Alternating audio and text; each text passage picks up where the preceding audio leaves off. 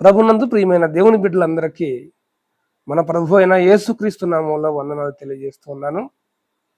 ప్రాముఖ్యంగా ప్రతిరోజు దేవుని వాగ్దానం కొరకు ఎదురు చూస్తున్న బిడ్డలందరూ పరిశుద్ధ గ్రంథాన్ని తీసి యెహోషువ గ్రంథం 1వ అధ్యాయం 9వ వచనాన్ని చదవగలిగితే అక్కడ దేవుని వాక్యం ఎలా ఉంటుంది? నీ దేవుడైన యెహోవా నీవు నడుసు మార్గమంతటిలో నీకు తోడయుండును అని. ప్రియమైన దేవుని బిడ్డలారా, నీవు నడుసే మార్గమంతటిలో నీ దేవుడైన యెహోవా తోడై ఉంటారని వాగ్దానం చేసిన దేవుడు నమ్మదగిన దేవుడు. అయితే నువ్వు ఏ మార్గంలో ఉన్నావు? ఉద్యోగ మార్గంలో ఉన్నవా? వ్యవసాయ మార్గంలో ఉన్నవా? వ్యాపార మార్గంలో ఉన్నవా? మార్గం ఏదైనా ఆయన నీ మార్గంలో తోడై ఉండి నీకు సహాయం చేసే దేవుడు. కాబట్టి నీ మార్గాన్ని దేవునికి అప్పగించు. ప్రభువా, నేను వెళ్ళే మార్గం నీకు ఇష్టమైందేనా? ఇది నీ చిత్తమైందేనా? నీకు ఇష్టానుసారంగానే నేను ఈ మార్గాన్ని ఎంచుకున్నానా అని ప్రభువుని అడిగి ఈ ఉదయకాలంలో నువ్వు ప్రభు పాదాలు పట్టుకొని ప్రార్థించి నీ మార్గాన్ని దేవునికి అప్పగించు. అప్పుడు దేవుడు నీకు సహాయం చేస్తాడు. ఆయన సహాయం చేస్తానని వాగ్దానం చేసిన దేవుడు ఖచ్చితంగా సహాయం చేస్తాడు. అయితే ఆయన చిత్తానికి వ్యతిరేకంగా మనం ఏ మార్గంలో వెళ్ళినా జయ జీవితం పొందుకోలేము, ఆశీర్వదకరంగా ఉండవు. దీవెన పొందుకోవాలన్నా, ఆశీర్వదించబడాలన్నా, ఆకాశ వాక్యులు ఇప్పుడు దేవుడు దీవించాలన్నా ఆయనకి ఇష్టమైన మార్గంలో మనం ప్రయాణం చేయాల్సి ఉంది. ప్రభునందు దేవుని బిడ్డలారా, నీ మార్గం దేవునికి ఇష్టమైందేనా? యోన నినివే పట్టణానికి వెళ్ళమన్నప్పుడు తర్సీస్కి వెళ్తా ఉన్నాడు. మార్గం మధ్యలో అడ్డుపడి యోనాతో దేవుడు మాట్లాడి నినివే పట్టణానికి పంపించలేదా? అలాగే దేవునికి వ్యతిరేకమైన మార్గంలో వెళ్తే దేవుడు అడ్డుపడతాడు. ఆ మార్గం నీకు క్షేమం కాదని హెచ్చరించి సరిచేస్తాడు. దమస్కు మార్గంలో పౌలు గారు వెళ్తున్నప్పుడు అడ్డుపడలేదా? అలాగే దేవునికి వ్యతిరేకమైన మార్గంలో మనం ఉంటే మన కళ్ళకున్న పొరలు తొలగించి నీ మార్గం సరైంది కాదని దేవుడు మాట్లాడతాడు.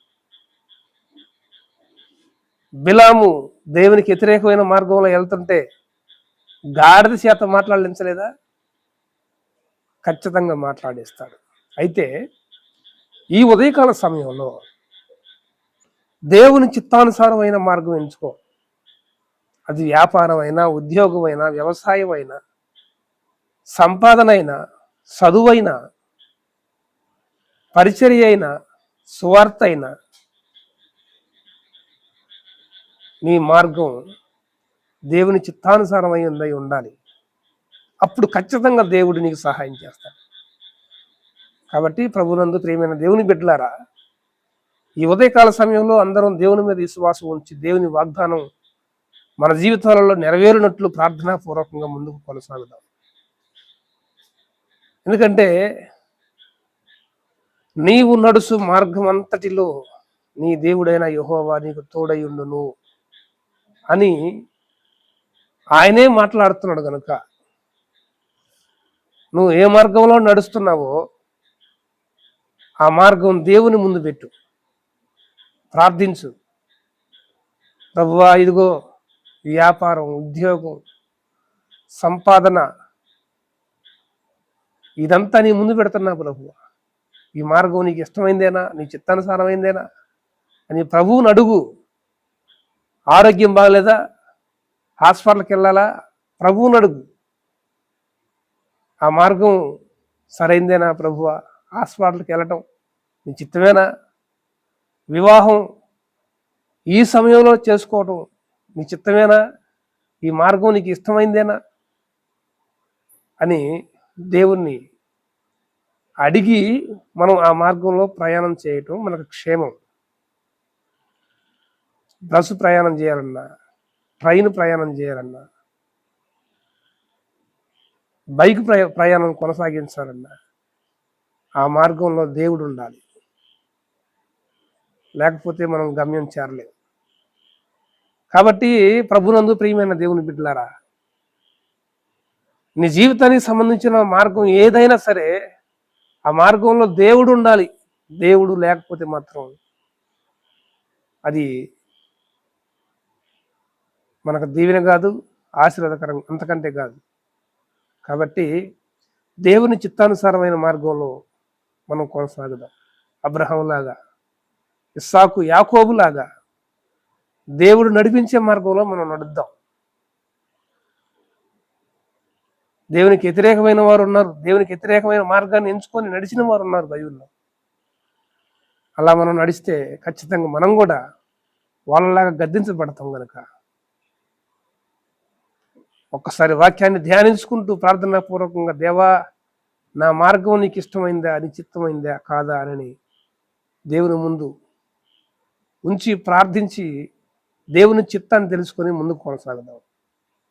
దేవుడు తన వాగ్దానం మన జీవితాలలో నెరవేర్చునుగాక. ప్రార్థన చేసుకుందాం. కృప కలిగిన తండ్రి, పరిశుద్ధుడైన దేవా, నీ వందనాలు. ఈ ఉదయకాల సమయంలో నేను నడిచే మార్గం అంతటిలో నువ్వు తోడుంటానన్ను వాగ్దానం చేస్తా ఉన్నావు.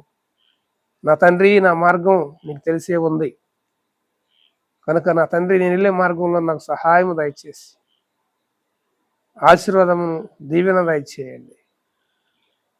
కృపతో నాయన నింపి నీ బాహుబలమును సాపి మా యందు కనికరపడమని యేసు పరిశుద్ధ నామమున ప్రార్థించి వేడుకుంటున్నాం తండ్రి. ఆమేన్. Praise the lord.